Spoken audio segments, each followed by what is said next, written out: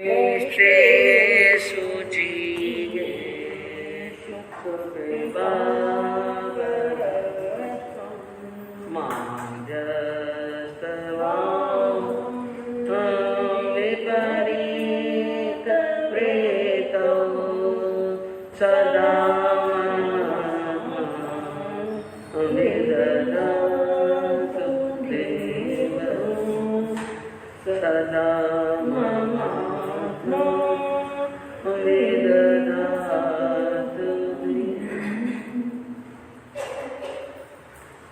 अहिंसा के अग्रदूत, त्रयकाल दृष्टा, भवी जीवों के तारेनहार, शासनेश प्रभु श्रवण भगवान महावीर स्वामी के चरणों में कोटि कोटि वंदन। दीन दुखियों के मसीहा, करुणा के सागर, परम पूज्य गुरुदेव श्रमण सूर्य मर्दर केसरी श्री मिश्रीमल जी महाराज साहब के चरणों में कोटि कोटि वंदन। पाठ पर विराजमान परम श्रद्धेय परम विदुषी मधुर व्याख्यान सरल मना पूज्य गुरु जी महाराज साहब के चरणों में कोटि कोटि। धर्म प्रेमी बंधुओं, शीलवती माताएं, आपके सामने वर्णन चल रहा है तीर्थंकर प्रभु के 34 अतिशयों का। तीर्थंकर प्रभु जिनकी अनंत पुण्यवानी, जिनकी पुण्यवानी का कोई और छोर नहीं, जिनके अंदर एक दो नहीं, सैकड़ों और सहस्र नहीं, बल्कि अनंत गुणों के धारी हैं, जिन्होंने अपने समस्त शत्रुओं को जीत लिया है। ऐसे तीर्थंकर प्रभु के गुणगान कहते हैं कि गुणियों के गुणगान करते करते जीव कर्मों की कोड़ खपाए, उत्कृष्ट रसायन आए तो जीव तीर्थंकर गोत्र का बंद करता है। बार बार स्तुति करनी चाहिए, बार बार गुणगान करना चाहिए, लेकिन केवल ऊपर ऊपर से नहीं, अंदर के अहोभाव से अहोभाव आना चाहिए। तह दिल से महापुरुषों का, गुणियों का, तीर्थंकर प्रभु का जब हम नाम स्मरण करते हैं, जब उनके नाम की स्तुति करते हैं, उनके बंधुओं नाम के अंदर ही इतना चमत्कार है कि उनका नाम स्मरण करने मात्र से ही हमारे अनंत कर्मों की निर्जरा हो जाती है। तो हम बड़े अहोभाव के साथ में उनके गुणों को श्रवण करेंगे। जिन वाणी को बड़ी श्रद्धा के साथ में श्रवण करना है और उनके गुणों को, उनके अतिशयों को सुनते हुए मन में एक चिंतन आना चाहिए, एक भाव आना चाहिए। कौन सा? हे प्रभु, मैं भी ऐसी करनी करूं, मैं भी ऐसी साधना करने में समर्थ बनूं, मैं भी ऐसा सम्यक पुरुषार्थ कर पाऊं कि एक दिन मेरे जीवन के अंदर भी ऐसे अतिशय प्रकट हो। क्योंकि बंधु, जैसी भावना होती है, वैसा भाव जैसा होता है, वैसा ही हमें जीवन के अंदर प्राप्त होता है। बार बार हम भावना भाएंगे तो आज नहीं तो कल, और कल नहीं तो परसों हमारी भावना अवश्य ही पूर्ण होगी। और यह कोई असंभव कार्य नहीं है, क्योंकि पहली बात तो ऐसी भावना आएगी किसके मन में? जो भवी है। किसके मन में आएगी? जो भवी। भवी और अभवी जानते हैं, अभवी वो प्राणी जो 3 काल में भी मोक्ष जाने वाले नहीं, और भवी वो प्राणी जरूरी नहीं कि मोक्ष में जाएंगे, लेकिन मोक्ष में जाने की जिनके अंदर योग्यता है, और मोक्ष में जाने की योग्यता है तो तीर्थंकर बनने की योग्यता भी है। बस चाहिए क्या? हमारे अंदर के पुरुषार्थ को प्रकट करना, अंदर का जो भाव है उसको प्रकट करना। तो बार बार उनके अतिशयों को सुनते हुए केवल कानों से सुनना नहीं है, कानों से सुनकर के हृदय में उतारना। तह दिल के साथ में उनको सुनना है। तो आपके सामने चल रहा है प्रभु के अतिशयों का वर्णन, जिनके अंदर 30 अतिशयों का वर्णन आपने श्रवण किया कि जहाँ जहाँ पर तीर्थंकर प्रभु का विचरण होता है, जहाँ जहाँ पर प्रभु जाते हैं, विहार करते हैं, वहाँ पर 25-25 योजन तक यानी 100 कोस तक वहाँ पर किसी प्रकार की ईटी और बीटी यानी टिड्डी दल आदि मूषकों का किसी प्रकार का भी कोई उपद्रव नहीं होता है। और 28वां बताया गया था 25-25 योजन तक कोई भी महामारी नहीं होती है, महामारी का उपद्रव नहीं होता है। और 29वां बताया गया स्वदेशी राजा और उसकी सेना, यानी जहाँ पर प्रभु विचरण करते हैं वहाँ पर 100 कोस तक किसी भी प्रकार का युद्ध, किसी भी प्रकार की लड़ाइयाँ, यह वो स्वदेशी राजा है चाहे परदेशी राजा है, उनके द्वारा किसी प्रकार का उपद्रव, लड़ाई, झगड़ा और अशांति नहीं होती है। कारण क्या है? क्योंकि प्रभु के जो पुद्गल हैं, जो परमाणु हैं, वो अनंत शांति के परमाणु। किसके परमाणु हैं? हाँ, शांति की कितनी? अनंत शांति, अनंत शांति, अनंत शांति। तो अनंत शांति के परमाणु जहाँ पर हो और जहाँ जहाँ तक वो परमाणु फैलते हैं, वहाँ पर सामने वाला प्राणी, जैसे आपने सुना, प्रभु के सामने आने मात्र से जन्मजात शत्रु जो है वो भी अपनी शत्रुता को छोड़ देते हैं। कारण क्या है कि जब उनके वैर, उनके द्वेष की भावना के ऊपर प्रभु के अनंत शांति के परमाणुओं की बरसात होती है तो उनका वैर भी क्या हो जाता है? समाप्त हो जाता है। तो ऐसे अनंत शांति के परमाणु हैं। और 31वां बताया गया अतिवृष्टि। क्या बताया गया? अतिवृष्टि। अतिवृष्टि का अर्थ क्या होता है? ज्यादा बरसात होना। क्योंकि कई बार ऐसा होता है, कभी तो अनावृष्टि हो जाती है, यानी दुष्काल, पानी की एक बूंद नहीं। राजस्थान के अंदर अक्सर यही होता है, या तो अनावृष्टि होती है, या क्या हो जाती है? अतिवृष्टि। लेकिन प्रभु का जहाँ जहाँ पर विचरण होता है वहाँ पर 25-25 योजन तक अतिवृष्टि नहीं होती है। और 32वां बताया गया जहाँ जहाँ पर प्रभु का विचरण होता है वहाँ पर 25-25 योजन तक अनावृष्टि भी, यानी जितने पानी की आवश्यकता है उतनी बरसात होती है, ना तो कोई दुष्काल पड़ता है ना अकाल पड़ता है। क्योंकि 33वां क्या बताया गया? किसी प्रकार का दुर्भिक्ष नहीं पड़ता, क्योंकि जहाँ पर बराबर पानी है और जहाँ पर ना अतिवृष्टि है ना अनावृष्टि है तो वहाँ पर दुर्भिक्ष और दुष्काल पड़ने वाला नहीं। तो 25-25 योजन तक, तो ये 27वां से लगा करके 33वां तक ये जितने भी अतिशय हैं इनका सबका प्रमाण कितना बताया गया? 25-25 योजन तक, यानी कोई नया उपद्रव पैदा नहीं होता है। और अंतिम में जो 34वां अतिशय बताया, इसके अंदर क्या बताया गया? यही पहले वाली 7 बातें।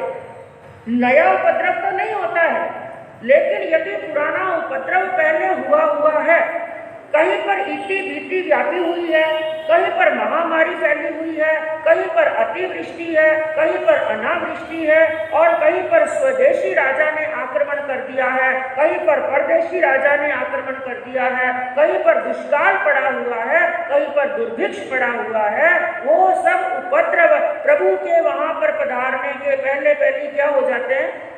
समाप्त हो जाते हैं। सभी के सभी उपद्रव शांत हो जाते हैं। कैसी अनंत पुण्यवानी है तीर्थंकर प्रभु की। तो ये है बंधुओं प्रभु के 34 अतिशय। और आगे आज हमने श्रीमद् उत्तराध्ययन सूत्र के 23वें अध्ययन का स्वाध्याय किया। और 23वां अध्ययन जिसका नाम है केशी गौतमीय, बड़ा मार्मिक अध्ययन है।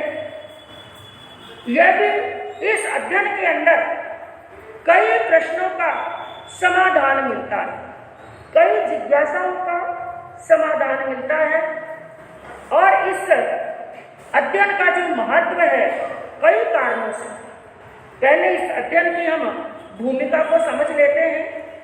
कई कारणों से इस अध्ययन का महत्व है। सबसे पहला कारण है कि यह अध्ययन इतिहास का प्रतिनिधित्व करता है। किसका प्रतिनिधित्व? इतिहास, ऐतिहासिक, यानी इतिहास के अंदर पहले कैसा व्यवहार था, एक दूसरे के प्रति कैसी परंपराएं चल रही थी, कैसे नियम चल रहे थे। तो पहला तो महत्व इस बात का है कि यह इतिहास का प्रतिनिधित्व करता है, और दूसरा इसके अंदर क्या महत्वपूर्ण बात बताई गई है कि काल के प्रभाव से, काल यानी समय, समय जैसे जैसे परिवर्तित होता है, काल के प्रभाव से, समय के परिवर्तन से मनुष्य के जो भावों के परिणाम है ना, उन भावों के अंदर बड़ा अंतर आता है। जैसे जैसे आरा चेंज होता है, जैसे जैसे समय बदलता है, एक ही आरे के अंदर भी जैसे जैसे उस आरे का समय निकलता है। क्योंकि ये जो घटना है, केशी और गौतम एक दूसरे का मिलन हुआ, आपस में संवाद हुआ, ये कौन से आरे की बात है? चौथे आरे की बात है। लेकिन चौथे आरे के अंदर भी जैसे जैसे समय निकल रहा था, चौथा आरा अपने अंतिम समय की ओर आ रहा था, अंतिम काल की ओर आ रहा था। जैसे जैसे आरा व्यतीत होता है ना, वैसे वैसे मनुष्य के भाव में क्या आता है? परिवर्तन। और केवल भाव में ही नहीं, हर चीज के अंदर परिवर्तन आता है।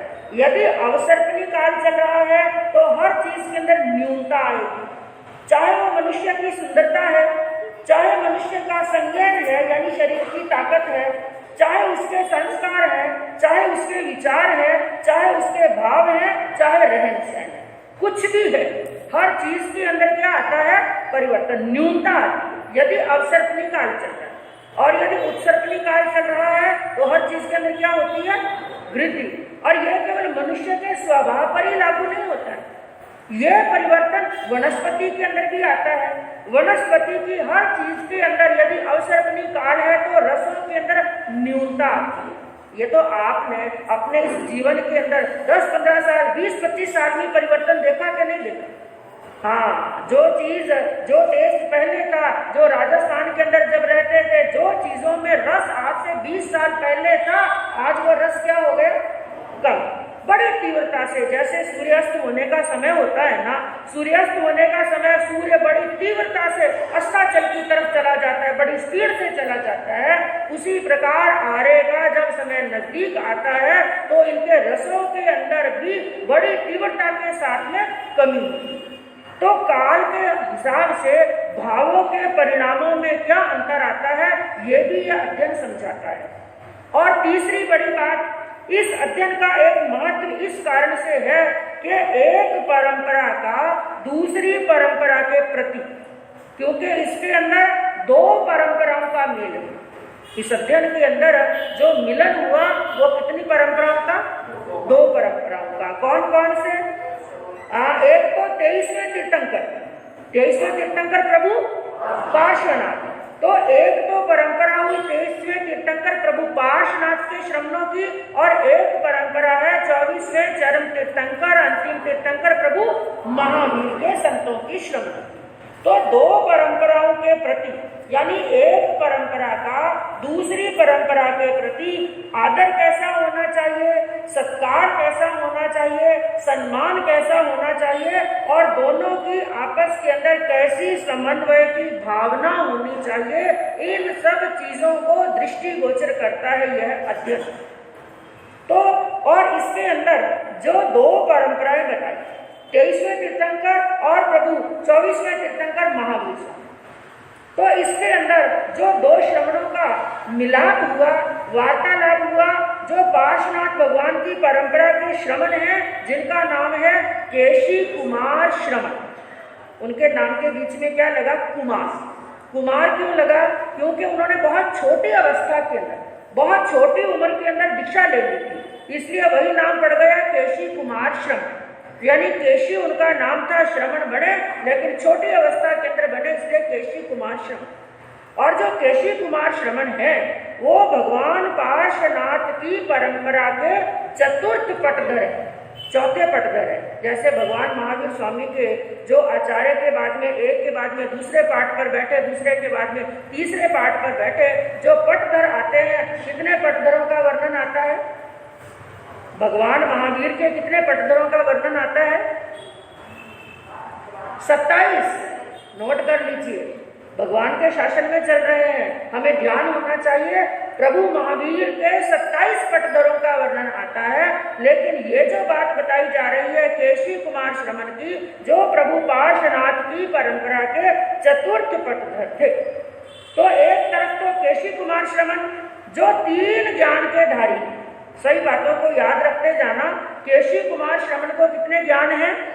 3 ज्ञान। और दूसरी तरफ है प्रभु महावीर की परंपरा के गौतम स्वामी प्रथम गणधर, जिनको कितने ज्ञान हैं? हाँ, एक तो 4 ज्ञान और दूसरे द्वादशांगी के ज्ञान का, द्वादशांगी यानी 14 पूर्वों के ज्ञान। तो 14 पूर्वधारी है और 4 ज्ञान के धनी। दोनों का आपस के अंदर मिलाप होता है, क्योंकि बंधुओं भगवती सूत्र के अंदर भी वर्णन चलता है। भगवान पार्श्वनाथ और भगवान महावीर स्वामी, इनके शासन के अंदर ज्यादा अंतर नहीं है। मात्र कितने वर्ष का अंतर था? 250 साल का। कितना अंतर था? 250 साल का। तो बहुत कम अंतर था। इसलिए जिस समय प्रभु पार्श्वनाथ के संत विचरण कर रहे थे, उसी समय समय पर भगवान महावीर के संतों का भी विचरण होता और यदा कदा कभी कभी प्रभु पार्श्वनाथ के संतों का प्रभु महावीर के श्रमणों के साथ में मिलाप हो जाता, जिसके अंदर भगवती सूत्र के अंदर वर्णन चलता है। जैसे एक तो कालास्य वैश्विक, एक साधक हुए जिनका नाम था कालास्य वैश्विक, और एक हुए श्रवण गांगे। ये भी एक बार महावीर के श्रवणों से मिले और उनसे वार्तालाप हुआ। वार्तालाप होने के बाद में इन्होंने अपने चातुर्याम धर्म को, चातुर्याम धर्म किसको कहते हैं? 4 महाव्रतों वाला धर्म। इस अध्ययन को ध्यान से समझेंगे ना तो ही बात दिमाग में बैठेगी, क्योंकि ये कुछ कथा नहीं, समझने की बात है। क्योंकि आपको एक बार पहले भी बताया गया था, पहले तीर्थंकर और अंतिम तीर्थंकर, इनके साधुओं के नियम कुछ अलग होते हैं और बीच के साधुओं के 22 तीर्थंकरों के नियम क्या होते हैं? साधुओं के कुछ अलग। तो जब 22 के तीर्थंकर, बीच के 22 तीर्थंकर हैं, इनके साधु जो होते हैं वो कितने महाव्रतों का पालन करते हैं? 4। इसलिए उस धर्म को कहते हैं चातुर्याम धर्म। और पहले और अंतिम तीर्थंकर के जो साधु होते हैं उनके कितने महाव्रत होते हैं? 5। लेकिन वो 4 और 5 में समझने की बात यह है, ऐसा नहीं है कि उन्होंने कोई एक महाव्रत छोड़ दिया, छोड़ा नहीं है। अब कौन सा महाव्रत सम्मिलित किया वो इस अध्ययन के अंदर बताया गया। तो चातुर्याम धर्म, तो जैसे श्रवण गंगा मिले, कालस्य वैश्विक मिले, उन्होंने भी जब महावीर के संतों से मुलाकात हुई और उनके साथ में परिसंवाद हुआ, चर्चा हुई, तो चातुर्याम धर्म को छोड़ करके उन्होंने भगवान महावीर के बताए हुए 5 महाव्रतों को क्या कर लिया था? अंगीकार कर लिया था। तो यहाँ पर भी कुछ ऐसा ही वर्णन चलता है। और इन जो दोनों का जब संवाद होता है, किनका? केशी कुमार श्रमण का और गौतम स्वामी, उन दोनों का संवाद भी बंधुओं बड़ी शिक्षाएं लिए हुए।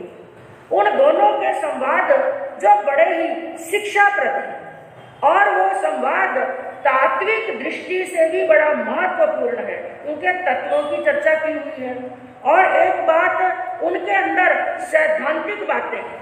कौन सी बातें हैं? मात्र परंपरा की बातें नहीं है। किसकी बातें की हुई है? सिद्धांत की। और सिद्धांत वो होता है जो 3 काल में एक ही रहता है। परंपराएं बदल जाती है लेकिन सिद्धांत नहीं बदलता है।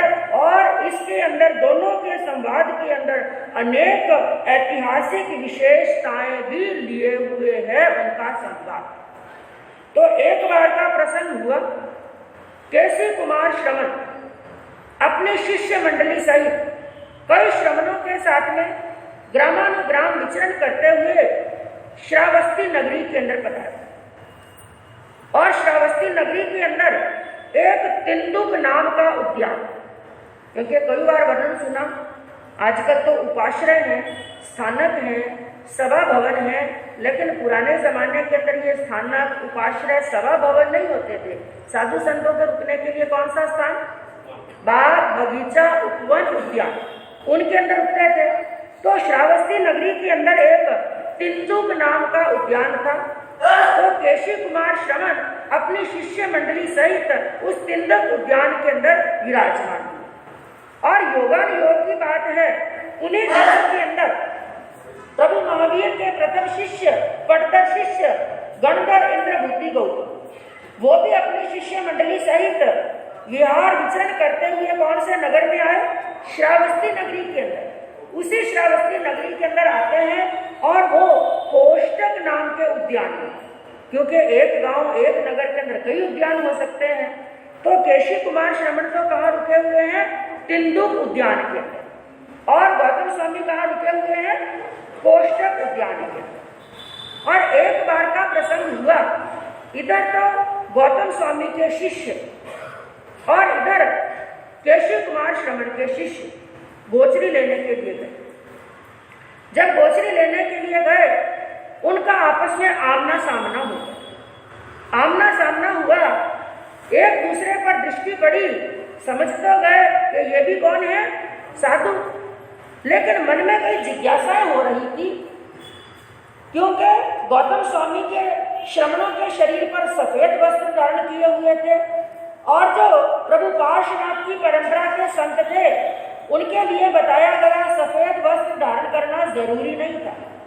उनके शरीर के ऊपर रंग बिरंगे वस्त्र भी हो सकते थे और जरी वाले वस्त्र भी हो जाते, महंगे वस्त्र भी पहन लेते थे। जैसे आजकल जैन धर्म को छोड़कर के जो अन्य धर्म है, सनातन धर्म है, सनातन धर्म के कई संतों के आपने देखा होगा, लाल वस्त्र भी पहनते हैं, भगवा वस्त्र भी पहनते हैं, केसरी और पीला भी पहनते हैं, और जिनकी किनार के ऊपर वर्क भी किया हुआ होता है, ऐसे वस्त्र भी धारण करते हैं। तो एक ये सफेद वस्त्र है, एक ये रंग बिरंगे वस्त्र हैं, लेकिन है साधु। इनके हाथ के अंदर भी ओगा और इनके हाथ के अंदर भी पात, समझ तो गए। लेकिन मन में जिज्ञासा जगी। एक ने पूछा दूसरे से कि आप कौन हैं? उन्होंने कहा हम साधु हैं। तो दूसरे ने पूछा आप कौन हैं? उन्होंने कहा हम भी साधु हैं। तो आप यहाँ पर किस लिए आए? भिक्षा लेने के लिए। उन्होंने पूछा आप किस लिए आए? हम भी भिक्षा लेने के लिए आए। तो फिर उन्होंने पूछा आपका लक्ष्य क्या है? साधु बने, साधु बनने का लक्ष्य क्या है? उन्होंने कहा हमारा लक्ष्य है मोक्ष। और दूसरों से पूछा कि आपका लक्ष्य क्या है? हमारा लक्ष्य भी मोक्ष। तो कहा आप कितने महाव्रतों का पालन करते हैं? एक ने कहा हम 5 महाव्रतों का पालन करते हैं, और 5 वालों ने सामने से पूछा आपके कितने महाव्रत? तो उन्होंने क्या कहा हम कितने महाव्रतों का? 4 महाव्रतों का पालन करते हैं। बड़ी कंफ्यूजन हो गई। सोचने लगे जब ये भी साधु, हम भी साधु, ये भी भिक्षा के लिए आए, हम भी भिक्षा के लिए आए, इनका लक्ष्य भी मोक्ष और हमारा लक्ष्य भी क्या है? मोक्ष। लेकिन ये महाव्रतों के अंदर अंतर क्यों? ये वस्त्रों के अंदर अंतर क्यों? उनके मन के अंदर भी ये कंफ्यूजन और इनके मन के अंदर। अपने अपने गुरु के पास में गए, गोचरी लेने के बाद में अपने अपने गुरु के पास में गए और अपने अपने गुरु के सामने दोनों ने ये जिज्ञासाएं रखी। गौतम ने भी सुनी और केशी कुमार श्रमण ने भी अपने शिष्यों की जिज्ञासा सुनी। और गुरु का कर्तव्य होता है शिष्य के मन के अंदर यदि कोई प्रश्न उत्पन्न हो, जिज्ञासा उत्पन्न हो, तो गुरु का कर्तव्य क्या है? उस जिज्ञासा का क्या करना? समाधान करना। तो गौतम स्वामी ने मन के अंदर विचार किया, इनकी समस्या का, इनकी जिज्ञासा का समाधान करना बहुत जरूरी, क्योंकि गौतम स्वामी तो जानते थे ये अंतर क्यों। इसलिए उन्होंने मन के अंदर विचार किया, आपस के अंदर बातचीत होनी चाहिए, एक दूसरे से मिलन होना चाहिए। शिष्य मंडली वहां पर होगी तो सबकी जिज्ञासा का क्या हो जाएगा? समाधान। अब दोनों को मिलना है, पहले कौन जाए? क्योंकि यही होता है ना, यदि व्यक्ति के मन में ईगो हो तो वो क्या सोचेगा? वो सामने से आए, और ये क्या सोचेगा? वो सामने से आए। लेकिन इंद्रभूति गौतम की क्या विनम्रता थी, क्या सहजता थी, क्या उनके अंदर विनय का गुण था। उन्होंने मन के अंदर क्या सोचा? क्योंकि ज्ञान की दृष्टि से तो कौन बड़े हैं? गौतम स्वामी। गौतम स्वामी को कितने ज्ञान है? 4 ज्ञान है। और केशी कुमार श्रमण को कितने ज्ञान है? 3 ज्ञान। तो ज्ञान की दृष्टि से तो बड़े हैं गौतम। लेकिन गौतम ने मन में क्या विचार किया? चाहे मैं ज्ञान से बड़ा हूं, लेकिन पद से वे मेरे से ज्येष्ठ हैं। पद से क्या है? ज्येष्ठ। वो कैसे? पहले दीक्षा की बात नहीं, वो 23वें तीर्थंकर के साधु हैं।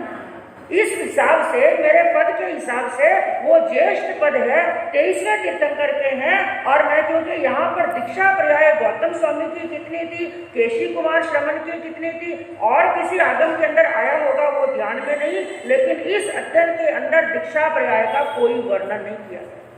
तो लेकिन उन्होंने सोचा ज्येष्ठ पद है उनके पास में, इसलिए सबसे पहला कर्तव्य बनता है कि मैं उनके सामने जाऊं। शिष्यों को कहा चलो, अब अपनी शिष्य मंडली को लेकर के रवाना हुए, तिलक उद्यान की तरफ जा रहे हैं। और तब तक समाचार मिल गए केशी कुमार श्रमण को। ये कौन आ रहे हैं? इंद्रभूति गौतम। उनका भी विनय देखिए, मन के अंदर बड़े प्रसन्न हुए, ज्ञान से ज्यादा बड़े, लेकिन सामने चल करके आ रहे हैं, इसलिए उनका स्वागत करने के लिए, अहोभाव करने के लिए केशी कुमार श्रमण उनके सामने जाते हैं, उनका स्वागत करते हैं, वंदन नमन करते हैं, और उनके बैठने के लिए अपने हाथों से क्या बिछाया? आसन बिछाया। बड़े विनय के साथ में उनको वहां पर बैठने के लिए कहा। और एक तरफ गौतम स्वामी बैठे हैं, साथ में उनके शिष्य बैठे हैं, और एक तरफ कौन बैठे हैं? केशी कुमार श्रमण बैठे हैं, उनके शिष्य बैठे हैं। और ये समाचार पूरी श्रावस्ती नगरी के अंदर फैल गया। केवल श्रावस्ती नगरी के अंदर ही नहीं, देवताओं के अंदर भी ये समाचार फैल गया कि आज दो महापुरुषों का आपस के अंदर कड़ी संवाद होने वाला है, चर्चा होने वाली है। और बंधुओं, जब ज्ञानी से ज्ञानी मिलते हैं ना, तो ज्ञानी से ज्ञानी मिले और करे ज्ञान की बात। जब ज्ञानी से ज्ञानी मिलते हैं तो ज्ञान की बातें होती हैं, और जब ज्ञान की बातें होती हैं तो सुनने वाले के घट में भी प्रकाश होता है। तो जब ये समाचार मिले, वहां पर श्रमण तो थे ही, संत तो थे ही दोनों परंपराओं के, लेकिन उनका संवाद सुनने के लिए कई गृहस्थ भी आ गए, कई श्रावक आए, कई गृहस्थ वहां पर आए, और जैन के अलावा अन्य तीर्थी भी कई आए जो जैन मत को नहीं मानते थे। क्योंकि बंधुओं, एक सभा लगती है, उस सभा के अंदर सबके आने का, सोचने का तरीका अलग अलग होता है। कोई किसी भाव से आते हैं तो कोई किसी भाव से। तो वहां पर श्रमण भी थे, गृहस्थ भी थे, अन्य तीर्थी भी थे, लेकिन इसके साथ साथ में देव भी थे, दानव भी आए, गंधर्व भी आए, यक्ष, राक्षस, किन्नर, भूत आदि सभी वहां पर उपस्थित हो गए। और बढ़ते मन के अंदर बड़ी प्रसन्नता है कि आज दो महापुरुषों का आपस में संवाद होगा। इतनी बड़ी हजारों की जनमेदनी के अंदर बीच में दो महापुरुष बैठे हैं, जिनके लिए इस अध्ययन की 18वीं गाथा के अंदर क्या बताया कि इतनी बड़ी, जहां पर मनुष्य और देवताओं की सभा लगी हुई है, इतनी बड़ी जनमेदनी के बीच में वो दो महापुरुष, दो श्रमण बैठे हुए कैसे दिखाई दे रहे हैं? केशी कुमार समने गोय में य महायशो उपमूल्य सन्ना सोहंती चंद सूर समत्पा। क्या बात कही कि केशी कुमार श्रमण और महायशस्वी इंद्रभूति गौतम दोनों बीच में बैठे हुए ऐसे लग रहे हैं जैसे तारों के समूह के बीच में सूर्य और चंद्र। सूर्य और चंद्र जैसे आकाश के अंदर प्रकाशित होते हैं, दीप्यमान होते हैं, इसी प्रकार हजारों की जनमेदनी के बीच में एक तरफ चंद्र के समान केशी कुमार श्रमण बैठे हैं, एक तरफ सूर्य के समान कौन बैठे हैं?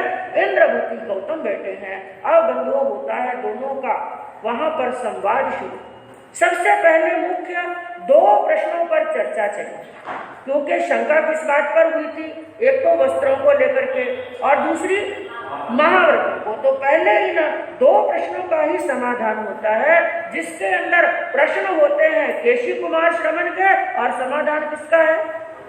इंद्रभूति गौतम का। केशी कुमार श्रमण प्रश्न पूछते जाते हैं और इंद्रभूति गौतम उनका उत्तर देते जाते हैं। तो सबसे पहला प्रश्न उन्होंने पूछा इंद्रभूति गौतम से बड़े विनय के साथ में कि ये चातुर्याम धर्म और पंच महाव्रत वाला धर्म, ये अंतर क्यों?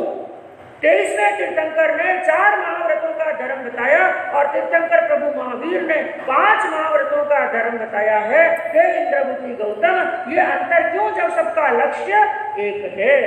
तो ये बात सुनी तो इंद्रभूति गौतम ने क्या कहा?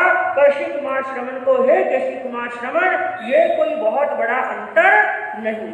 कहने के लिए वो 4 है, लेकिन 4 के अंदर एक को और सम्मिलित किया हुआ है।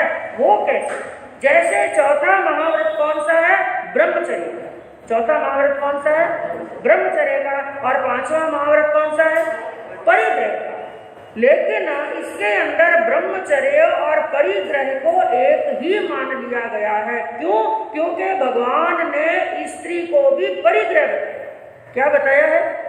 स्त्री को भी परिग्रह बताया है। इसलिए ब्रह्मचर्य और परिग्रह इस महाव्रत को क्या ले लिया है? एक ही ले लिया है। बाकी चातुर्याम धर्म के अंदर आज 5 महाव्रतों के अंदर कोई अंतर नहीं है। और दूसरी बात, दूसरा प्रश्न पूछा उन्होंने सचेल और अचेल परंपरा के। सचेल और अचेल। सचेल अचेल का अर्थ क्या होता है? चेल कहते हैं वस्त्र को। किसको? वस्त्र को। 2 प्रकार के साधु होते हैं, क्योंकि उस समय भी जिनकल्पी मुनि भी थे। जिनकल्पी मुनि वो होते हैं जो वस्त्र धारण नहीं करते, जैसे आज भी होता है। बिना वस्त्र रहित रहने वाले संतों को क्या बोलते हैं? दिगंबर। तो उस समय भी जिनकल्पी मुनि थे।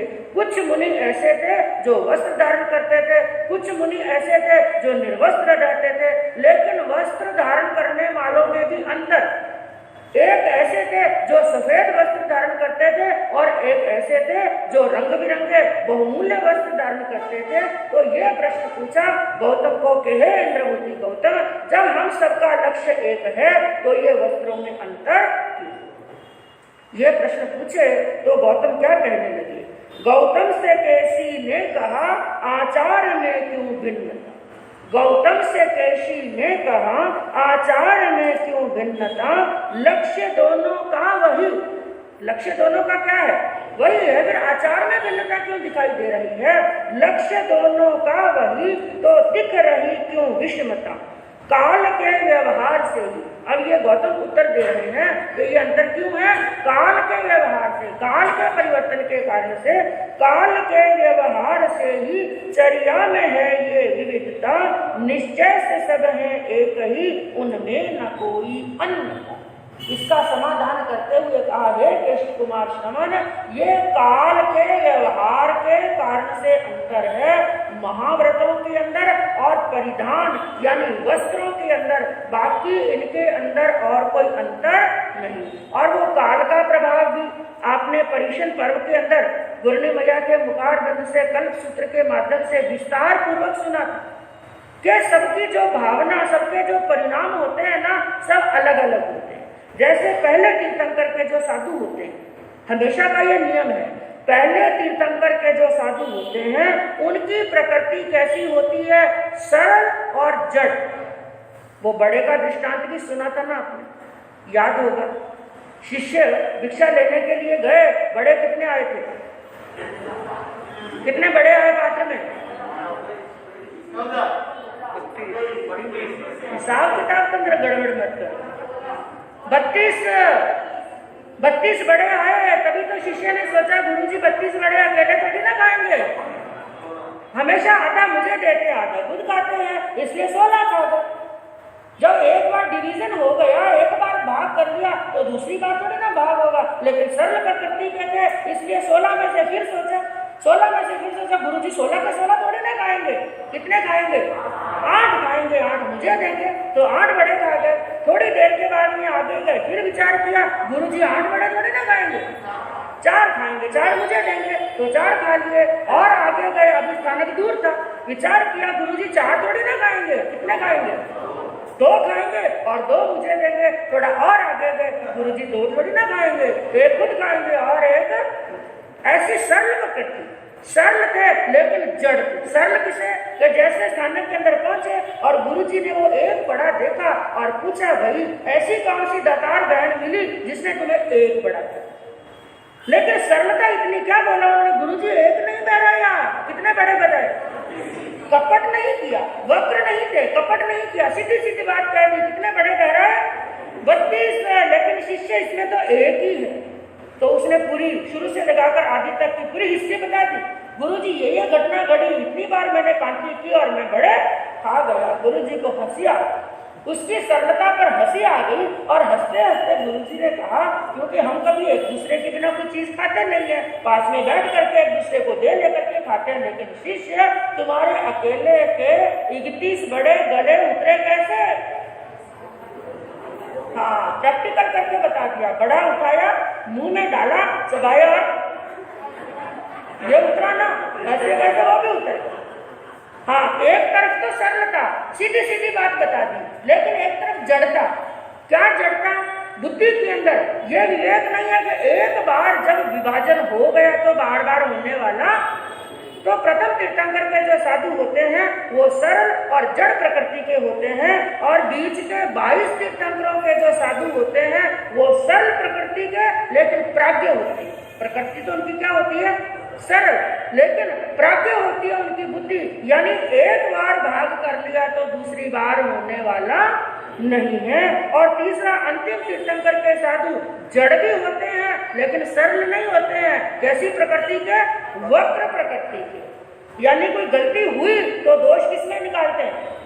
गुरुजी में। आप लोग कर्तव्य तो पहले आपको शिक्षा देनी चाहिए थी, आपको बताना चाहिए था, आपने पहले मुझे सावधान नहीं किया। गलती हो गई तो ये गलती मेरी नहीं है, गलती किसकी है?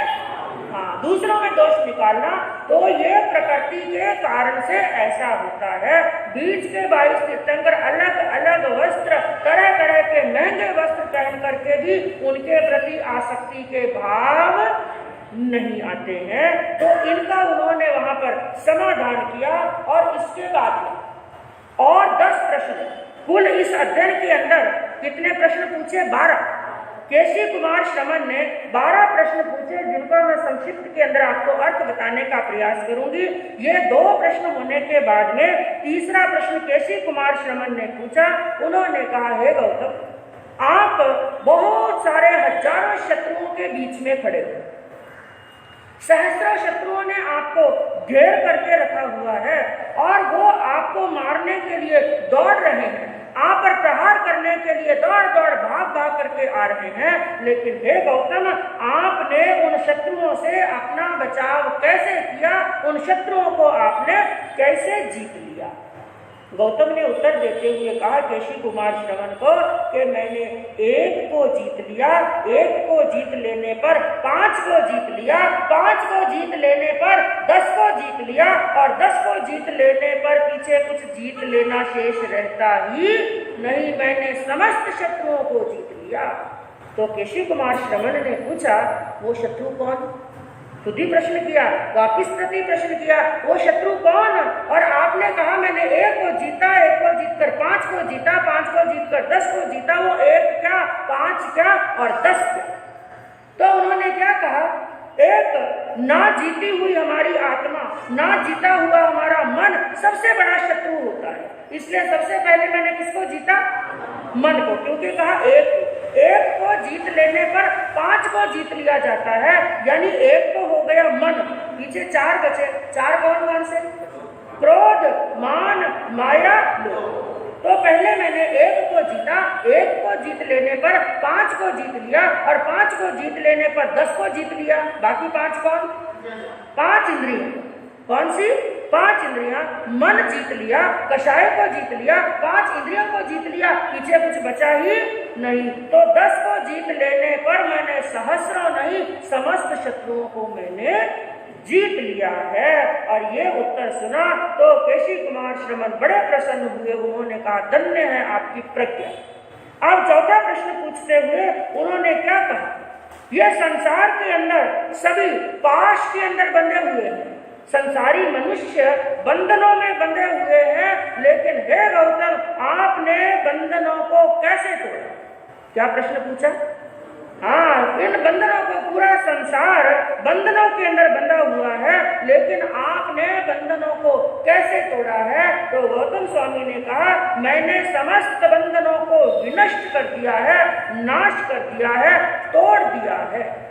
तो वापिस प्रति प्रश्न किया उन्होंने कि ये बंधन कौन से, आप बंधन किसे मानते हैं? तो गौतम स्वामी ने क्या कहा, संसार के अंदर मनुष्य के लिए, जीव आत्मा के लिए बंधन होते हैं मुख्य पहले 2। कौन कौन से? राग और द्वेष। इसलिए इस गाथा के अंदर एक शब्द आया, नेह पाशा भयंकर। ये नेह के पाश आसक्ति के पास, राग और ममत्व के पास ऐसे भयंकर होते हैं जिनको तोड़ पाना कोई सहज नहीं। लेकिन हे केशी कुमार श्रवण, मैंने सभी बंधनों को, सभी पाशों को मैंने विनष्ट कर दिया है, तोड़ दिया है और इनके ऊपर विजय प्राप्त कर ली है। और 5वां प्रश्न पूछा। केशी कुमार श्रवण ने कहा गौतम को, हे गौतम, हमारे भीतर के अंदर, मनुष्य के भीतर के अंदर एक लता, क्या बताए, लताएं होती हैं ना, लताएं किसको बोलते हैं, बेल, बेल होती है। तो जो एक बेल है, लता है मनुष्य के भीतर, लेकिन वो बेल कैसी है, वो लता कैसी है, विष फल वाली। उसके ऊपर फल कौन से लगते हैं, विष, दिखने में बड़ी सुंदर है, उसके फल बड़े सुंदर हैं दिखने में, लेकिन वो लता विष फल वाली है। लेकिन आपने उस लता को कैसे काटा, कैसे काट करके फेंक दिया है? तो उत्तर दिया, हे केशी कुमार श्रवण, मैंने उस लता को बड़ी नीति से काट दिया। किससे काट दिया, नीति से काट दिया। तो वापिस प्रति प्रश्न किया केशी कुमार श्रवण ने, हे गौतम, आप वो लता किसे मानते हैं? वो लता कौन सी है जो विष फल के समान है और कहाँ पर रहती है, इंसान के भीतर में रहती है। तो उन्होंने क्या कहा, वो लता है सांसारिक लालसा की। किसकी लता है? हाँ, सांसारिक लालसा यानी तृष्णा की, लोभ की, लालच की, आकांक्षा की लता। और इस लता को बंधु ज्ञानियों ने अमर बेल के समान बताया। किसके समान? कभी नाम सुना अमर बेल का? हाँ, देखी भी होगी, कभी आपने देखा होगा। अमर बेल उसे कहते हैं, एक ऐसी लता, एक ऐसी बेल होती है, वो एक बड़े हरे भरे वट वृक्ष के ऊपर, जो बड़ा फलों वाला भी है, ऐसा भी कोई वृक्ष है या वट वृक्ष है जो बड़ा विशाल है, बड़ा विशाल है, उसके ऊपर यदि वो अमर बेल छा जाए, वो इतनी तेजी से बढ़ती है, इतनी तेजी से बढ़ती है कि पूरे वृक्ष को अपने चपेट में ले लेती है, लपेट लेती है। लेकिन खाली लपेटती नहीं है, बल्कि वो क्या करती है, उस वृक्ष के रस को भी खींचती रहती है, खींचती रहती है, खींच करके खुद तो हष्टपुष्ट हो जाती है, बढ़ जाती है, वृद्धि को प्राप्त हरी भरी रहती है, खुद हरी भरी रहती है। लेकिन रस खींचने के कारण से बड़े वट वृक्ष को क्या कर देती है, सुखा देती है। कई बार देखना, जंगलों के अंदर जाते हैं ना, तो ऐसा दृश्य कई बार देखने को मिलता है। एक वृक्ष ऐसा है जो सूख करके ठूंठ बन गया है, लेकिन उसके ऊपर जो लता लपेटी हुई है ना, वो क्या है, हरी भरी। उस बेल को कहते हैं अमर बेल, यानी खुद अमर रहती है, खुद हरी भरी रहती है, लेकिन उस वृक्ष को सुखा देती है। और उस बेल के समान किसको बताया है, तृष्णा। ये तृष्णा भी उसी बेल के समान है। तृष्णा कभी समाप्त होने वाली नहीं, लेकिन तृष्णावान समाप्त हो जाता है। समझ में आई बात? तृष्णा समाप्त नहीं होती है, कौन समाप्त हो जाता है, तृष्णावान, यानी जिसके भीतर में तृष्णा रूपी बेल है, आकांक्षा रूपी बेल है, लोभ और लालच रूपी बेल है, वो मनुष्य कभी फलने फूलने वाला नहीं है। और उसके बाद में 6वां प्रश्न पूछा। उन्होंने क्या प्रश्न पूछा, इंसान के शरीर के भीतर प्रज्वलित प्रचंड अग्नियां, मनुष्य के शरीर में क्या जल रही हैं, अग्नियां जल रही हैं। आपने उन अग्नियों को कैसे बुझाया? क्योंकि ये अग्नियां तो सबके भीतर जल रही हैं, आपने उन अग्नियों को कैसे बुझाया है? तो उन्होंने क्या उत्तर दिया, हे केशी कुमार श्रवण, मैंने उन अग्नियों को बुझाने के लिए महामेघ का सिंचन किया। किसका सिंचन? महामेघ। क्योंकि अग्नि कहीं पर जल रही हो, अग्नि को बुझाने के लिए क्या चाहिए, पानी चाहिए। तो मैंने भी जल का सिंचन किया, लेकिन कौन सा जल, महामेघ। अब वापिस प्रति प्रश्न किया। उन्होंने कहा, हे गौतम, आप अग्नियां किसको मानते हो और महामेघ आप किसको मानते हो? तो उन्होंने कहा, वो अग्नियां हैं क्रोध, मान, माया और लोभ। ये 4 कषाय रूपी अग्नियां मनुष्य के भीतर हर क्षण हर पल जलती रहती हैं। लेकिन महामेघ का जब सिंचन होता है, और महामेघ कौन सा है, श्रुत, शील और तप। श्रुत यानी जिनवानी, बार बार जिनवानी का अध्ययन करते हैं, आत्मा को शिक्षा देते हैं, शील का पालन करते हैं, तपस्या को अंगीकार करते हैं। तो जब श्रुत शील और तप रूपी महामेघ का सिंचन होता है, भीतर रही हुई सभी अग्नियां क्या हो जाती हैं? समाप्त हो जाती हैं। और 7वां प्रश्न केशी कुमार श्रमण ने पूछा है गौतम, एक ऐसा साहसी, दुष्ट, भयानक और एक ऐसा वक्र चलने वाला अश्व यानी घोड़ा, एक घोड़ा है जो बड़ा दुष्ट है, बड़ा भयानक है, वो किसी की मानने वाला, सवार की, मालिक की मानने वाला नहीं, बल्कि सवार को क्या करता है? कुमार्ग पर लेकर के चला जाता है। लेकिन आपने उस अश्व को कंट्रोल कैसे किया? उस अश्व पर आप सवार कैसे हो गए? क्योंकि ऐसे दुष्ट अश्व पर सवार होना सबके बस की बात। उन्होंने क्या कहा? मैंने उस दुष्ट और महाभयंकर अश्व को धर्म शिक्षा रूपी लगाम से अपने वश में कर दिया। किससे वश में किया? धर्म शिक्षा देकर के वश में किया। अब वापिस प्रति प्रश्न पूछा, हे गौतम, आप अश्व किसे कहते हैं और धर्म शिक्षा कौन सी है? तो गौतम ने कहा, हे केशी कुमार श्रमण, वो दुष्ट महाभयानक अश्व कौन सा है? हमारा मन। क्या है? ये मन ही तो है जो कुमार्ग पर लेकर के जाता है, ये मन ही तो है जो संसार में लेकर जाता है। और ऐसा दुष्ट है, ये आत्मा का पतन करके छोड़ देता है। लेकिन मैंने उसके ऊपर लगाम लगाई, कौन सी? धर्म की शिक्षा की, श्रुत की शिक्षा की, जिनवानी की शिक्षा देकर के मैंने उसको अपने मन का क्या कर लिया है? वश में कर लिया है। अब वो मुझे कुमार्ग पर ले जाने वाला नहीं है। और अगला प्रश्न पूछा, 8वें प्रश्न के अंदर पूछा, हे गौतम, इस संसार के अंदर, यह संसार एक समुद्र के समान है, डूबते हुए उस समुद्र के अंदर डूबते हुए प्राणियों के लिए द्वीप क्या प्रश्न पूछा? समुद्र के अंदर डूबते हुए एक व्यक्ति है, किसी कारण से, अविवेक से या किसी ने धक्का दे दिया, वो विशाल महासमुद्र में पड़ गया। यदि उसको तैरना नहीं आता तो वो डूब जाए, लेकिन यदि उसे तैरना आता है, लेकिन तैर करके भी समुद्र को पार करना क्या होता है? बड़ा मुश्किल, बड़ा विशाल है। लेकिन संसार समुद्र में, उस समुद्र के अंदर डूबते हुए प्राणी को सामने दिखाई पड़े कि द्वीप आ गए। क्या आ गए? हाँ, द्वीप का मतलब क्या है? जल के अंदर थल भाग, जल के अंदर थल भाग सामने दिखाई पड़े, जबकि वो थक चुका है, भुजाएं थक चुकी हैं, लेकिन दूर दिखाई पड़ा, सामने द्वीप आ गया। अब उसकी हिम्मत थोड़ी और जागती है कि अब थोड़ा पुरुषार्थ में और करूं और मेरे प्राण बच सकते हैं। तो क्या कहा? समुद्र के अंदर डूबते हुए प्राणियों के लिए द्वीप क्या है? तो उन्होंने कहा, इस समुद्र के अंदर डूबते हुए प्राणियों के लिए द्वीप है धर्म। कौन सा द्वीप है? धर्म। तो वापिस प्रश्न किया, वो समुद्र कौन सा? तो कहा, संसार रूपी समुद्र, और इसके अंदर मनुष्य डूब रहा है, यानी जन्म और मरण और जरा और रोग रूपी लहरें उसको ऊपर नीचे कर रही हैं। लेकिन जब वो धर्म रूपी द्वीप पर पहुंच जाता है तो ये समुद्र उसका कुछ भी नहीं बिगाड़ सकता। और अगला प्रश्न पूछा, इस समुद्र को पार करने के लिए नौका कौन सी इस्तेमाल की आपने? इस समुद्र को पार करने के लिए नौका कौन सी इस्तेमाल की है? तो उन्होंने क्या बताया, ये शरीर तो है नौका, क्योंकि समुद्र को पार करने के लिए नौका चाहिए, और नौका को चलाने के लिए कौन चाहिए? नाविक चाहिए। तो नाविक कौन है? नौका कौन सी है? तो उन्होंने कहा, हे केशी कुमार श्रमण, हमारा शरीर, मेरा शरीर तो है नौका, और मेरा जीव कौन है? नाविक।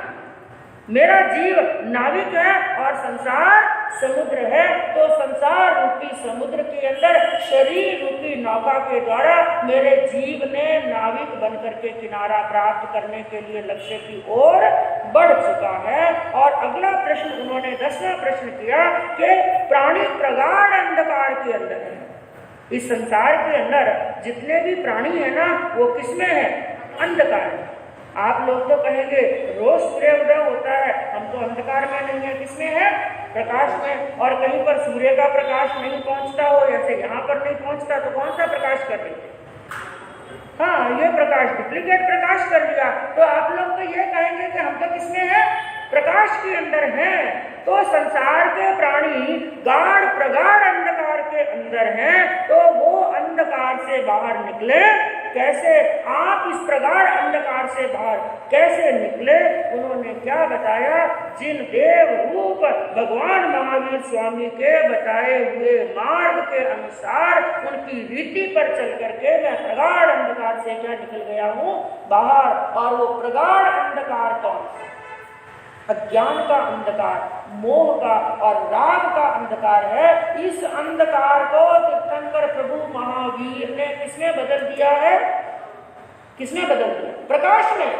प्रभु महावीर ने इस प्रगाढ़ अंधकार को किसमें बदल दिया है? प्रकाश के अंदर बदल दिया है। उसी प्रकाश के अंदर चल करके मैं अपनी मंजिल को प्राप्त करने के लिए आगे बढ़ चुका हूँ। और अगली बात क्या बताई? इस संसार के अंदर बाधा से, पीड़ा से रहित स्थान कौन सा? क्योंकि जहां पर भी जाओ वहां पर जीव को क्या है? दुख है, बाधा है, पीड़ा है, कष्ट है, क्लेश है। तो उन्होंने कहा है गौतम, आप मुझे ये बताओ इस संसार के अंदर ऐसा कौन सा स्थान है जहां पर ना बाधा है, ना पीड़ा है, ना कष्ट है, ना क्लेश है? ऐसा कौन सा स्थान है? इसका उत्तर देते हुए गौतम ने कहा, हे केशी कुमार श्रवण, वो एक ही स्थान है जिसको निर्वाण कहते हैं। क्या कहते हैं? निर्वाण का स्थान कहते हैं। जहां पर अनाबाद सुख है वो सिद्ध लोक है, वो मोक्ष का स्थान है। जहां पर ना जन्म है, ना जरा है, ना मरण है, ना रोग है, ना शोक है, ना दुख है, ना दारिद्र्य है, ना भय है, ना छोटा है, ना बड़ा है। और अंतिम प्रश्न एक और पूछा। उन्होंने कहा, है गौतम, इस संसार के अंदर मनुष्य के लिए कई ऐसे रास्ते हैं जो उसे कुमार्ग पर ले जाते हैं। किस पर ले जाते हैं? कुमार्ग पर। कई ऐसी परिस्थितियां होती हैं और ज्यादातर मनुष्य के जीवन में ऐसी परिस्थितियां आती हैं जो उसे सन्मार्ग से भटका करके कहाँ ले जाती हैं? हाँ, उन्मार्ग पर, कुमार्ग पर लेकर के चली जाती हैं। तो संसार के अंदर आपने कुमार्ग को छोड़ करके सन्मार्ग में कैसे चले? कौन सा ऐसा रास्ता अपनाया कि आपको सन्मार्ग प्राप्त हो गया? उन्होंने कहा, मैंने अनेकांतवाद धर्म को। किसको अपनाया? अनेकांतवाद। संसार के अंदर एक होता है एकांतवाद और एक होता है अनेकांतवाद। जो एकांतवाद के मार्ग पर चलता है वो कुमार्ग पर चला जाता है, जो अनेकांतवाद के मार्ग पर चलता है वो सन्मार्ग पर चला जाता है। तो मैंने एकांतवाद को छोड़ करके अनेकांतवाद का मार्ग अपना लिया। इस तरह मैंने कुमार्ग को छोड़ करके सन्मार्ग को अंगीकार कर लिया। तो सभी प्रश्नों का समाधान होने के बाद में अब इतने संशय उनके थे, सभी संशय उनके छिन्न और भिन्न हो गए। अब उन्होंने स्तुति की गौतम स्वामी की। उनकी स्तुति करते हुए केशी कुमार श्रमण ने हाथ जोड़ करके गौतम स्वामी के सामने क्या कहा? हे संशयातीत। क्या शब्द लगाया? संशयातीत, मतलब सभी संशयों से दूर। ऐसा कोई प्रश्न है ही नहीं है जिसका समाधान आपके पास में ना हो। और सबसे बड़ी बात, बाकी संशयों की बात छोड़ो, मेरे मन के अंदर जितने भी संशय थे आपने मेरे संशयों का क्या कर दिया? समाधान। आप संशयातीत हो, आप प्रज्ञा के निधान हो, लब्धि के निधान हो।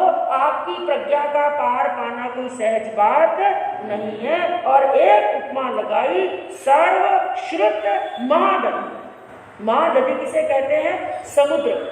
महादधि कहते हैं जहां पर खूब जल होता है। महानदी समुद्र, उस समुद्र के समान आप सर्वश्रुत के धनी हो।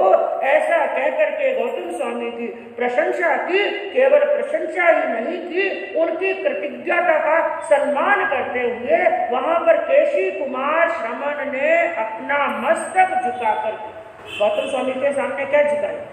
अपना मस्तक झुकाया। मस्तक झुका करके उनको वंदन किया और नमस्कार किया और साथ में ही हाथ जोड़ करके कहा, क्योंकि अब 24वें तीर्थंकर जो धरती पर विचरण कर रहे थे, तो उस समय के हम उनके जो बताए हुए पंच महाव्रत हैं उनका सम्मान आदर सत्कार करने के लिए केशी कुमार श्रमण ने जो चातुर्याम धर्म था उस चातुर्याम धर्म का तो कर दिया त्याग। और क्या कहा? आज से हम कौन से धर्म में आते हैं? पंच महाव्रत। सफेद वस्त्रों को धारण करेंगे और पंच महाव्रत, क्योंकि 24वें तीर्थंकर का शासन काल चल रहा है, उनके शासन काल और बताए हुए नियमों के अनुसार हम भी 5 व्रतों का पालन करेंगे, महाव्रतों का पालन करेंगे और सफेद वस्त्रों को धारण करेंगे। इस प्रकार बंधुओं वहां पर दोनों का जो संवाद चला और इस संवाद के लिए क्या कहा, यह परिसंवाद युग युग के सघन संशयों को, कई युगों के, क्योंकि कई बातों के संशय आ जाता है ना और उसका समाधान ना मिले तो कई वर्ष निकल जाते हैं, कई युग निकल जाते हैं और कई बार तो कई सदियां भी निकल जाती हैं, वो संशय के संशय ही रह जाते हैं। लेकिन यह परिसंवाद ऐसा था, कई युगों के जो सघन, एक सघन शब्द लगाया, एक तो बादल होते हैं, सघन बादल छा जाते हैं ना, इसी प्रकार जो उन सघन बादलों के समान सघन संशय मनुष्यों के, साधकों के मन के अंदर रहे हुए थे, उन सघन संशयों का निवारण किया और युग युग के उलझे हुए प्रश्नों का यथार्थ समाधान युक्त वहां पर प्रस्तुत किया और उनका परिसंवाद सुनकर के जितनी भी परिषद वहां पर बैठी थी, सभी अहोभाव से बारंबार गौतम स्वामी को वंदन और नमस्कार करने लगी। तो ऐसा परिसंवाद वहां पर चला और हम भी भगवान से यही प्रार्थना करते हैं कि हे प्रभु, हमें भी ऐसी प्रज्ञा की प्राप्ति हो, ऐसे श्रुत ज्ञान की प्राप्ति हो। तो सब एक साथ में मिलकर के जय बोलेंगे। बोलिए गौतम स्वामी भगवान की जय, बोलिए केशी कुमार शमन भगवान की जय।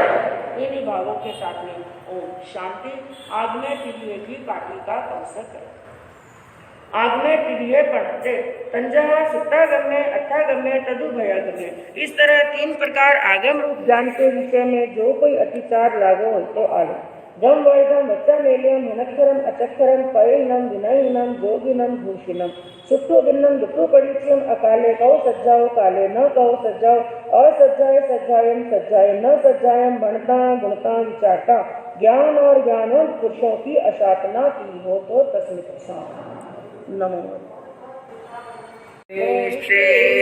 सुजीये सुख